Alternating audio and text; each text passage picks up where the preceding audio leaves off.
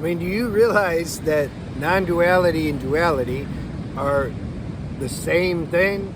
It's the same thing. Different sides of the spectrum, or the same coin. If you got a coin, one side's heads, one side's tails. What is it? A different coin? It's different? No, it's the same coin. You got the play of opposites, opposite polarities, non-duality, duality. It's the same thing. You cannot enjoy life without duality, and you can't enjoy life without non-duality.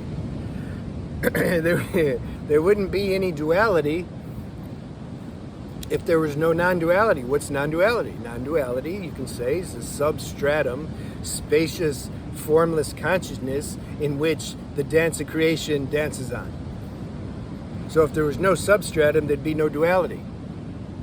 Well, if there was no duality, no dance of creation, there'd be no non-duality.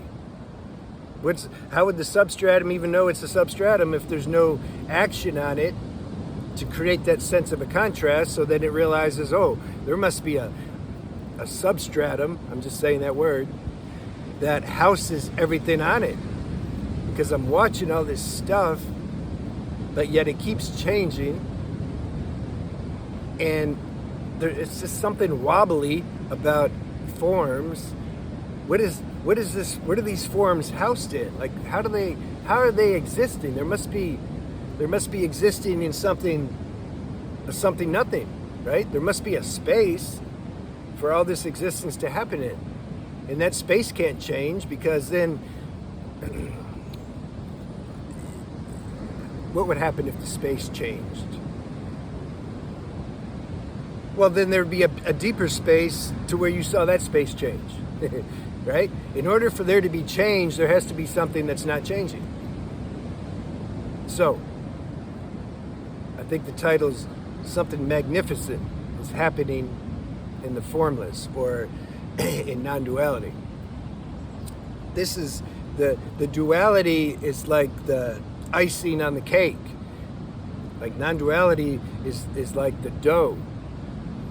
You ever ate a cake, just dough? Try it. So the cake is the duality. It's all good. Like, I don't really like cake, but I'm just saying. I used to like pink frosting cake when I was young, for some reason. Now the sugar does something. Like, I like savory. I'm a savory guy. Anyway, you have this dough, and then you make it into something. You put the frosting and the sprinkles and everything. That's what makes you enjoy it. You're not going to just enjoy the dough. So, God bless duality. If you catch yourself, or someone else that you're listening to, tripping out too much on nothing exists, and the consciousness don't exist, and nothing, do you like that? Does that make you like say, yeah, well, yeah.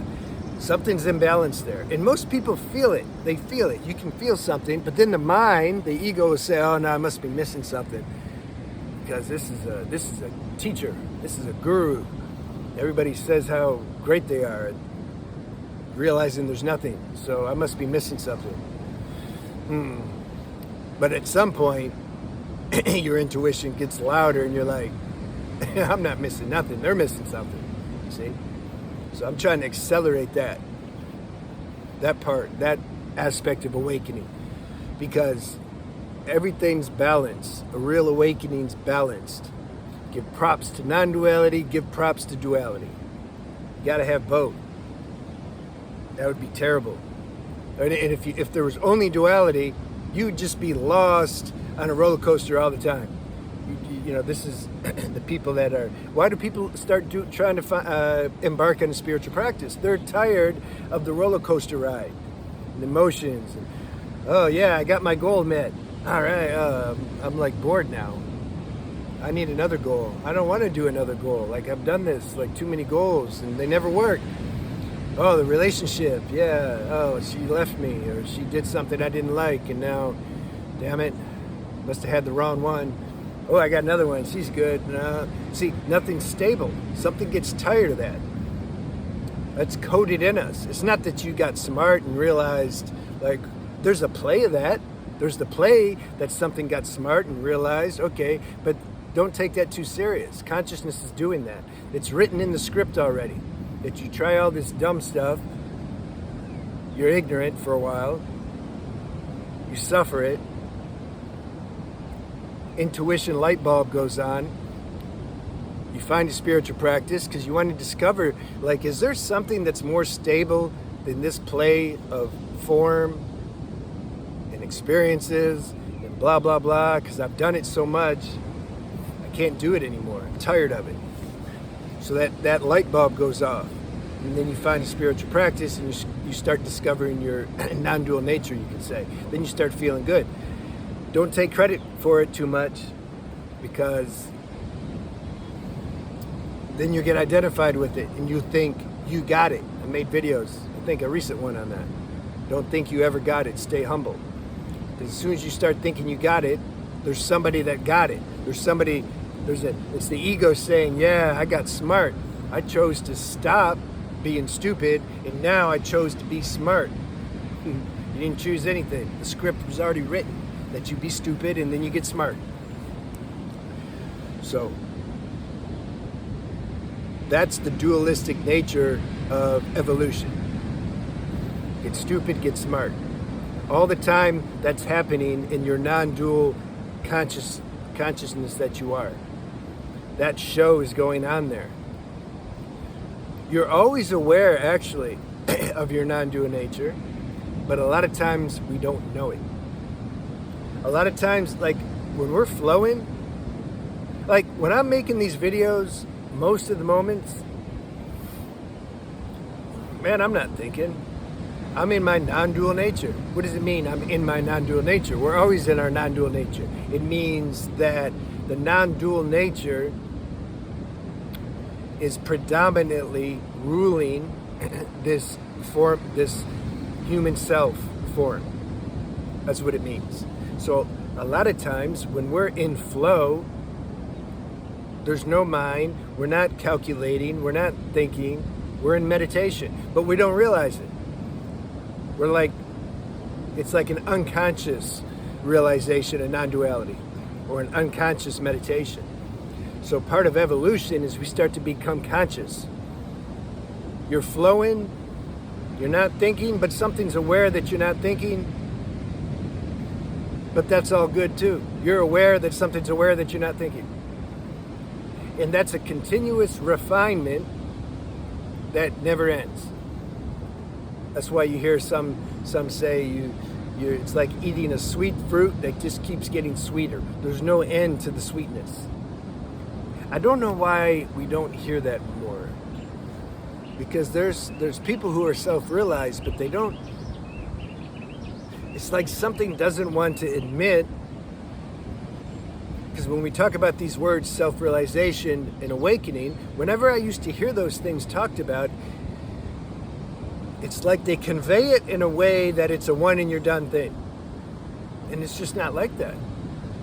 It's not like that. I'm sure if we were talking one-on-one, that would be admitted. But a lot of them, when they talk to groups or write books, it's like that's not capitalized on. And I feel it's important because I know how the mind works. Why? Because I have one. And that's what my mind used to do. It would create this concept for some future date that I'm going to be like, reach this, like, enlightenment or self-realization is some kind of thing. You reach that and you're done. And life's not like that. It's a creative unfolding process. That's what's so magnificent about it.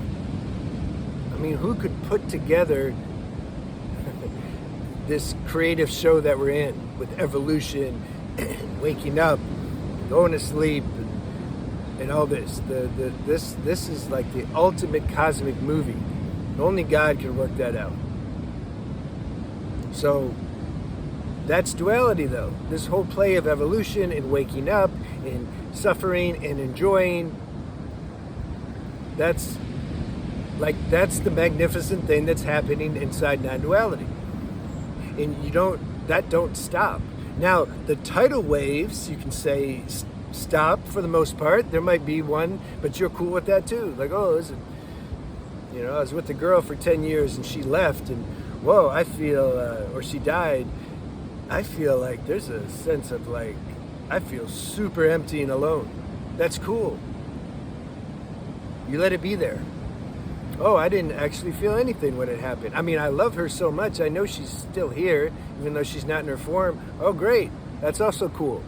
But you catch when the mind tries to judge one way of interpreting or experiencing something over the other, labeling one as spiritual and the other as not. See, this is a big thing to catch. You got to catch that. And things keep getting more and more refined and fine-tuned. Like I was saying, there's usually not the tidal waves anymore, but there's still some ripples. It's not flatline. If it was flatline, you'd blink out of existence and that's it. You wouldn't know about duality, non-duality, absolutes beyond non-duality and duality. Even non-duality, the concept of non-duality is happening inside, you could say, the absolute, which I don't know what you're going to say about it. What are you going to say? Absolute. So catch yourself and see. Do you appreciate duality? Do you appreciate like the show that's being portrayed on this spacious movie set? Like, be grateful for it. This helps you, wow, you just enjoy life more, period.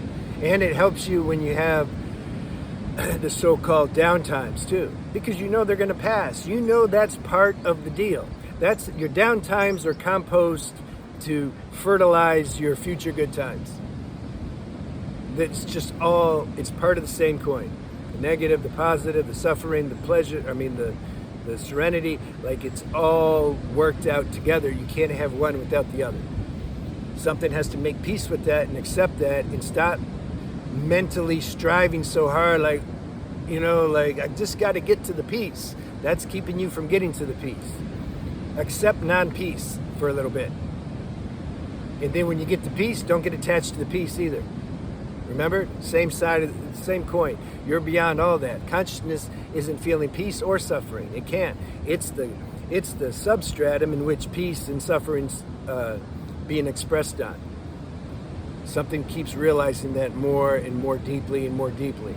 So then you don't hate the suffering and you don't get attached to the peace. I want to meet those people. I like those people. They're cool. They're pretty stable. All right, I'll see you.